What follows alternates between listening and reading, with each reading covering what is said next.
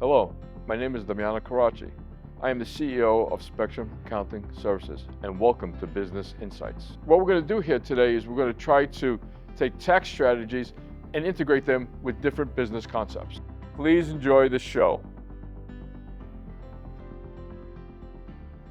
Dennis, thank you for coming here this morning. Two guys from Long Island hooking up. New York is always in the house. What's the name of your company?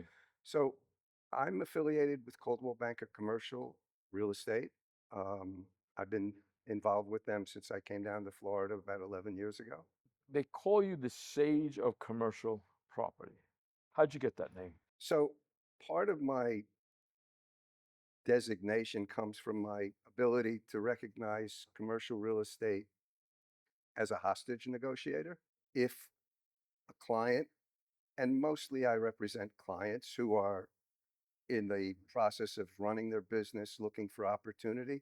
If they're leasing office space or if they're leasing warehouse space, they're generally speaking being held hostage by their landlord. So I negotiate the terms of the hostage agreement, which in commercial real estate they call leases, which protect the landlord from the tenant basically absconding and I help set up rules and conditions that protect the tenant from the landlord taking full advantage of his relationship with the lease. So I'm a business owner. I build my business. I'm in this location 1 year, 2 years, 3 years, and also now my lease expires, and now the landlord sees like how successful I am, and now wants a higher rate. He wants to be a partner He wants to be with no risk. with no risk and your personal guarantee on the covenant. And your monthly net rental payment is helping him to pay his mortgage principal and interest every month. His capital is growing, and your capital is decreasing. Well, the capital of the business is not necessarily decreasing, it's just not growing. Correct. Well, if it's not growing, If it's not growing, it's it's called neutral. inflation. So, but once my client understands the opportunity that occurs as a result of commercial real estate occupancy and ownership, all of a sudden the bells go off, the lights go off, and he realizes that there are opportunities of becoming a landlord for his business to occupy. So I'm a business owner. What type of business would you recommend to buy commercial property? The most important consideration is the square footage of the property that's being occupied. It doesn't really matter whether the size is really small, for example, 500, 1,000 square feet, 3 employees, 4 employees, or 50 employees or 100 employees. The ratios remain constant. You get tremendous benefits from accelerated depreciation. The IRS creates schedules for those benefits, and the great, big, beautiful tax bill that the current administration just um, created allows for bonus depreciation, which is 100% write-off in the first year for any of the capital improvements in the property. Either way, a business owner gets tremendous tax benefits, which become passive losses that are able to be offset by passive gains. So we'll get into the passive gains and passive losses down the road. So I'm a chiropractor. I have an office. I have a space in a mall. I've been leasing it. So now I want to go to the next step, and I want to buy the property. Best, the best next step is to engage a consultant who is astute enough to understand what the cost of occupancy is on a per square foot basis to own an office condominium or a private practice condominium, a professional condominium, and then take advantage of the opportunity. The opportunities available provide 90% financing, including all of the soft costs and the furniture, fixtures, and equipment.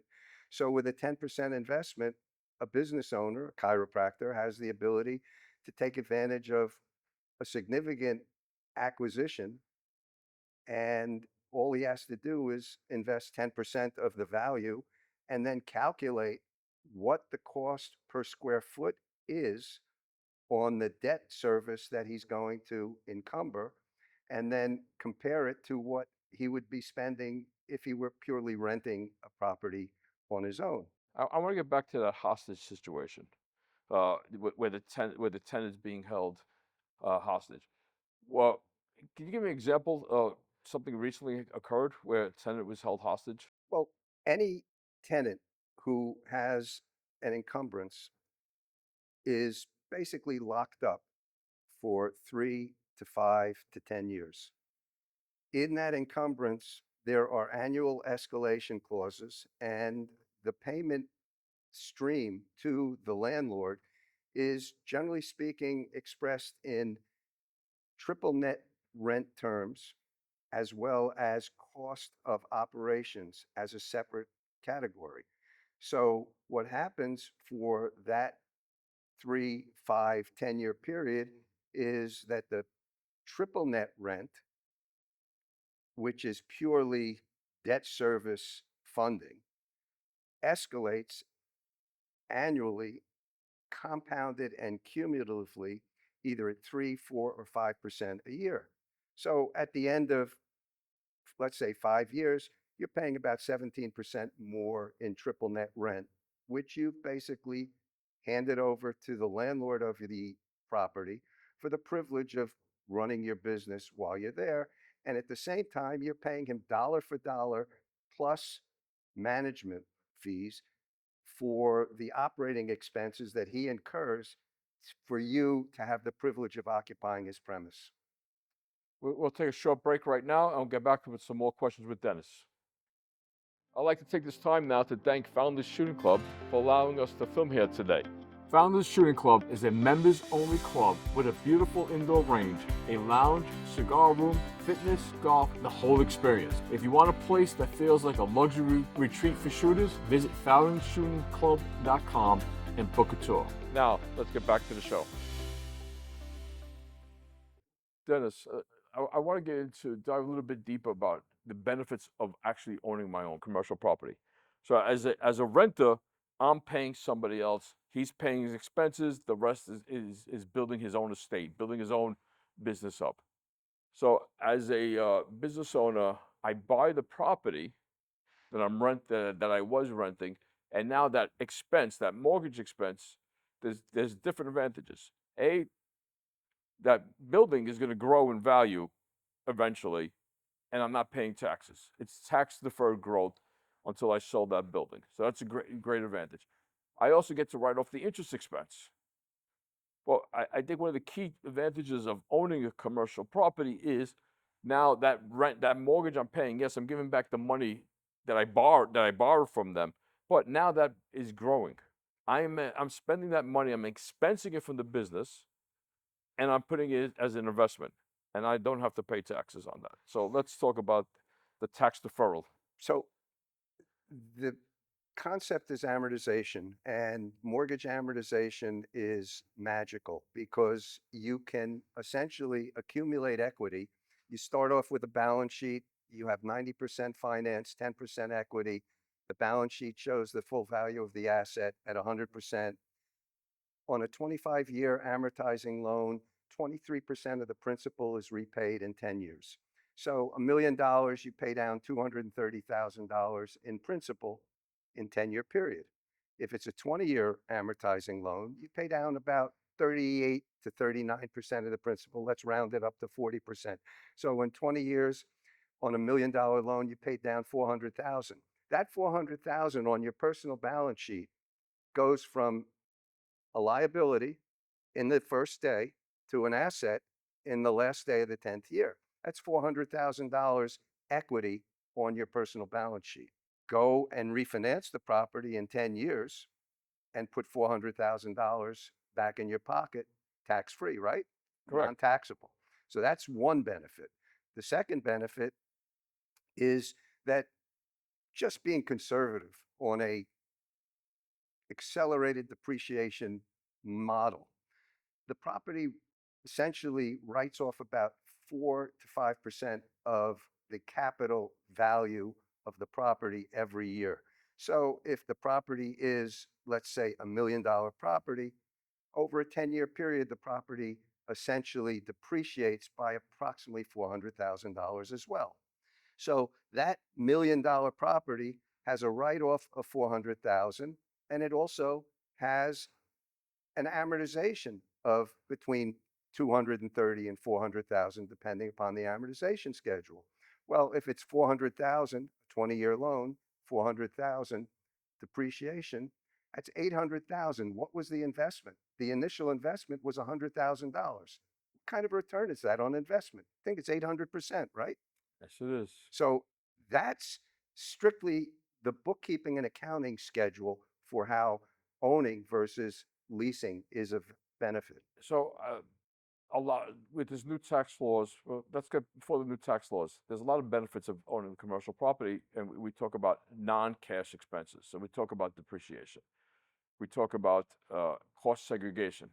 Uh, what's your opinion about cost segregation? So it's the only way to go. Because even though now you can write off 100% of the capital Improvement. improvements in year one, you have to also look at your income over a period of time as well. If your income is not necessarily high enough to accommodate that significant adjustment, then it's better to take a cost segregation approach, which basically spreads out the scheduled depreciation over a period of 7, 10, and 15-year property. So that's where we come up with the 4% conservative estimate of the annual write-offs for the property. So my cash flow is improving. My net income and cash flow. People have to look at the two different numbers when they're investing in properties.